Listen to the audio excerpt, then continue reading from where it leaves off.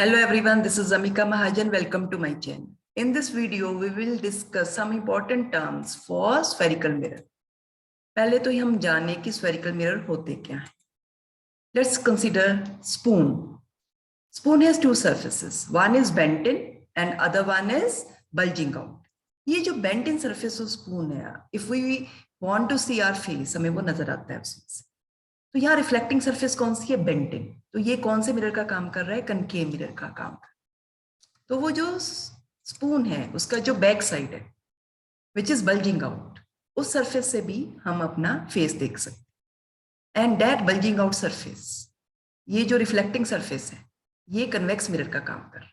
So the surface of the spoon bent in can be approximated to a concave mirror and the surface of the spoon bulging out can be approximated to a convex mirror.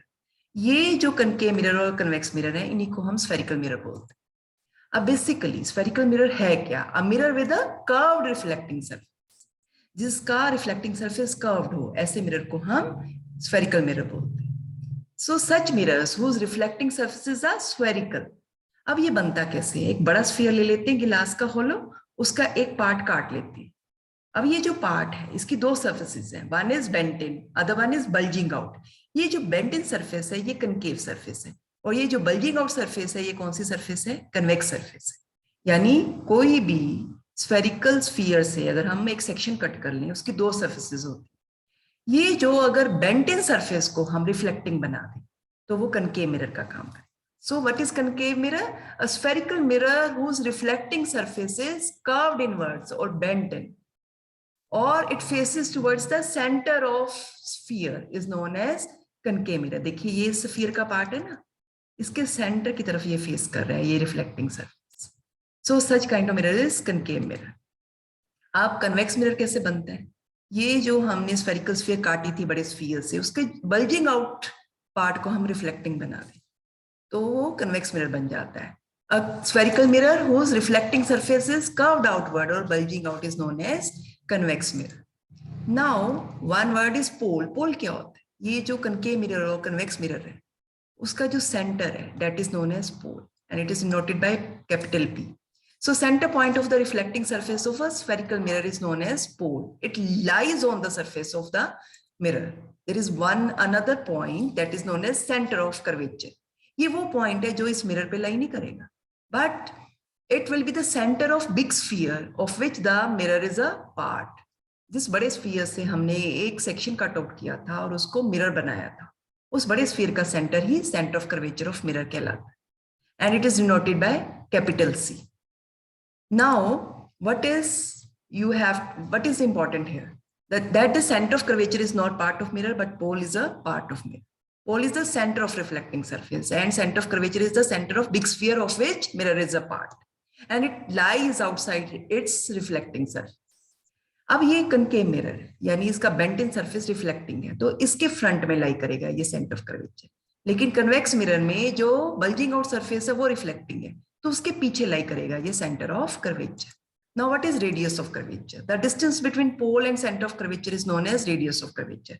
आप इसे ऐसे भी कह सकते हो कि उस बड़े स्फीयर का रेडियस जिसमें से इस मिरर को कट करके बनाया and it is denoted by capital R. Now next, principal axis. It is a straight line passing through center of curvature and pole. ये जो straight line होती है ये इस मिरर के नॉर्मल होती है. किस पॉइंट पे? ये पोल पे. This one. This straight line is known as principal axis. So principal axis is an imaginary straight line passing through pole and center of the curvature of spherical mirror. And it is normal to mirror at pole. अब principal focus क्या होता है? It is a point on principal axis where all the rays parallel to principal axis when incident on spherical surface after reflection they actually meet or they appear to meet. ये दो मैंने figures show की हैं concave के लिए और convex में. Convex में ये जो rays parallel to principal axis है इस मिरर की रिफ्लेक्टिंग सरफेस पे इंसिडेंट हो रही है तो रिफ्लेक्शन के बाद एक पॉइंट पे मिल रही है, इसका नाम फोकस है. यहाँ तो एक्चुअली मीट कर रही है लेकिन कन्वेक्स मिरर में यहाँ से मुड़ जाती है तो अगर पीछे की तरफ बढ़ाएं तो ऐसा लगता है इस पॉइंट पे मिल रही है.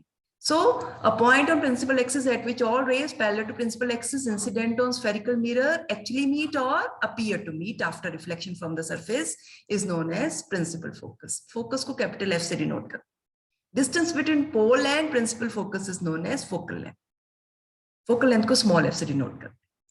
So अगर हम इसको ध्यान से देखें इस फिगर को, तो मेरे पास ये दो तरह के जो मिरर आए हैं, एक कनकेव और कन्वेक्स, इनका जो टोटल रिफ्लेक्टिंग सरफेस है इसको हम क्या बोलते हैं, अपर्चर. हम ऐसे मिरर प्रेफर करते हैं whose aperture is small.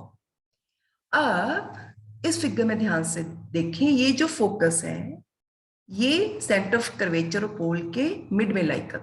That means radius of curvature is twice the length of distance between pole and focus, जिसको हम फोकल लेंथ भी बोलते हैं. So radius of curvature is twice focal length. और you can say principal focus always lie midway between pole and center of curvature. Thanks for watching this video. Like, share, subscribe my channel.